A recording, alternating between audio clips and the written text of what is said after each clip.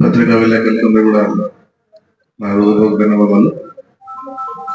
చాలా రోజుల తర్వాత మీడియా ముందు వచ్చి పత్రికల ముందు వచ్చి మాట్లాడటం జరుగుతా ఉంది. ఎందుకంటే గత 6 నెలలుగా ఈ ప్రభుత్వాన్ని చూసిన కూటమి ప్రభుత్వాన్ని ఏ విధంగా ప్రభుత్వం 6 నెలల్లో తన పనితీరు కూడా ప్రజలంతా కూడా ఆలోచన చేస్తా ఉన్నారు.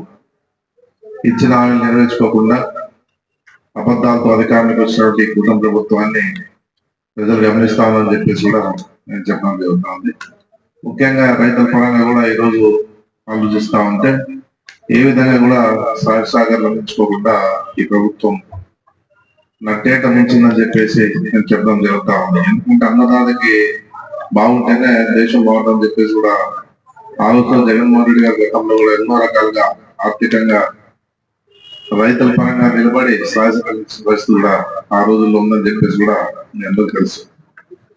ఏదన్నా ఈ రోజు ఉన్నటువంటి పరిస్థితుల్లో ఈ ప్రభుత్వం, ఈ కూటమి ప్రభుత్వం రైతులు నట్టేయడం మించిన పరిస్థితి కూడా ఉన్నది కూడా మీ దృష్టికి తీసుకురావడం జరుగుతా ఉంది. ముఖ్యంగా ఓటు వేయించుకొని వారి దగా చేసిన కూటమి ప్రభుత్వాన్ని కూడా చూస్తా ఉన్నాం. అన్నదాత సుఖీభావం అంటూ వచ్చి మోసం ఏడాదికి 20,000 ఇస్తామంటూ ఆ రోజుల్లో హామీలు ఇచ్చిన పరిస్థితి కూటమి ప్రభుత్వం ఉందని చెప్పేసి కూడా ఎందుకు చెప్పడం జరుగుతా ఉంది. ఎందుకంటే గతంలో జగన్మోహన్ రెడ్డికి అధికారంలో ఉన్నప్పుడు కూడా రైతు భరోసా కార్యక్రమాన్ని, వైఎస్ఆర్ రైతు భరోసా కార్యక్రమాన్ని ఇచ్చిన మాట ప్రకారంగా 12,500 రూపాయలు చెప్పింటే మళ్ళీ అదనంగా 1,000 రూపాయలు కలిపి 13,500 ఇచ్చిన పరిస్థితి కూడా ఆ రోజుల్లో జగన్మోహన్ రెడ్డి గారు చేసిన పరిస్థితి కూడా చెప్పడం జరుగుతా ఉంది. ఎందుకంటే ఈ ప్రభుత్వాన్ని 5 ఏళ్ళు పరిపాలించారు కాబట్టి జగన్మోహన్ రెడ్డి గారు రాష్ట్ర బడ్జెట్ ని బట్టి ఏదైతే అందించగలుగుతామని చెప్పేసి ఆలోచన చేశాడో, ఏదైతే హామీ ఇచ్చామో వేయగలుగుతామని చెప్పినాడో ఆ ఆలోచనతోనే జగన్మోహన్ రెడ్డి గారు గత ఎలక్షన్ లో ఇంత ఏది ఇవ్వగలను ఎక్కువైతే ఇవ్వలేదని చెప్పేసి చెప్పిన పరిస్థితుల్లో రైతులు కూడా రైతు భరోసా కింద, వైఎస్ఆర్ రైతు భరోసా కింద 16,000 రూపాయలు ఇస్తామని చెప్పేసి మేనిఫెస్టో పెట్టడం జరిగింది. అయినా ప్రజలు ఇది ఆలోచించుకోకుండా సూపర్ 6 ఆలోచించిన పరిస్థితి ఉందని కూడా మాకు చెప్పడం జరుగుతాం. ఎందుకంటే మనిషి ఆజాదీవి, ఏదైనా వస్తా అంటే కూడా కావాలనుకునే మనస్తత్వం మనుషులని చెప్పేసి కూడా మనం చూస్తా ఉన్నాం. అదే పద్ధతిలోనే ఈ రోజు ఈ ప్రభుత్వాన్ని అధికారాన్ని తీసుకురాగలిగినాడు కూటమి తరఫున చంద్రబాబు నాయుడు.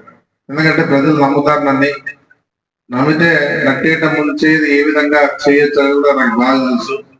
గతంలో కూడా 2014 కూడా ఆ రోజుల్లో కూడా రైతు రుణమాఫీ చేస్తామని చెప్పేసి, పొదుపు సంఘాలు రుణమాఫీ చేస్తామని చెప్పేసి ఇచ్చిన హామీని నెరవేర్చుకోకుండా మళ్ళీ ఆ రోజుల్లో కూడా ఆయన చేసిన పనితీరుని బట్టి ప్రజలు ఆగ్రహించి 2019 జగన్మోహన్ రెడ్డి గారు పట్టం కట్టిన పరిస్థితి మనం చూసాం.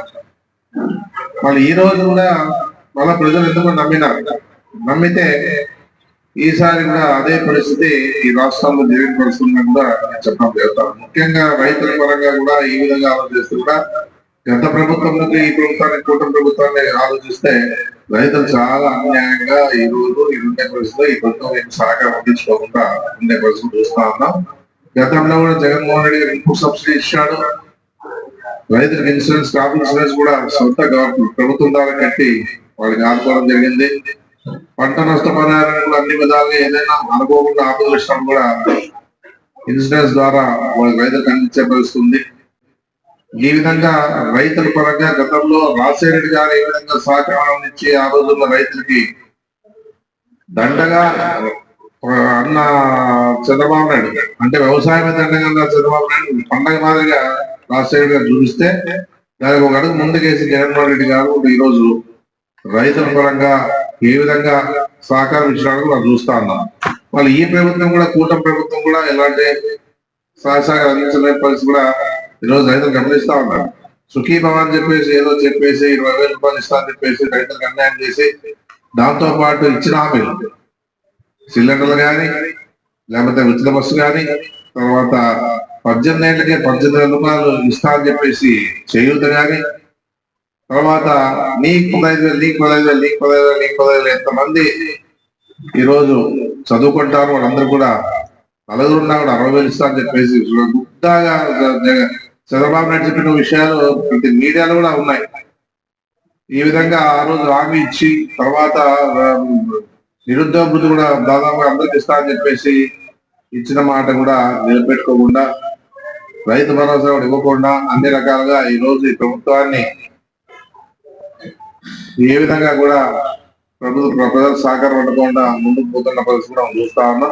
ఏదున్నా కూడా మా ప్రజలకు తెలియజేసే బాధ్యత మాది. ఈ రోజు రాష్ట్రం అంతా కూడా ఈ రోజు జగన్మోహన్ రెడ్డి గారు ఆయన కార్యక్రమాన్ని ఏర్పాటు చేస్తూ రేపు 13వ తారీఖున అన్ని జిల్లాల కూడా జగన్మోహన్ రెడ్డి గారు రైతుల పరంగా ఈ రోజు ఈ విధంగా అన్యాయం జరిగింది రైతులకి, వాళ్ళకి ఏ విధంగా కూడా ఈ ప్రభుత్వం ఆదుకోలేదు కాబట్టి, కూటమి ప్రభుత్వం ఇచ్చిన వాళ్ళు నిలబెట్టుకోలేదు కాబట్టి ఈ రోజు మనమంతా కూడా రైతుల పరంగా నిలబడి సహకారం ఇచ్చి వాళ్ళకి సపోర్ట్ చేయాలని చెప్పేసి ఉద్దేశంతోనే ఈరోజు జగన్మోహన్ రెడ్డి గారు కూడా అన్ని రకాలుగా సహకారం ఇస్తున్న పరిస్థితి.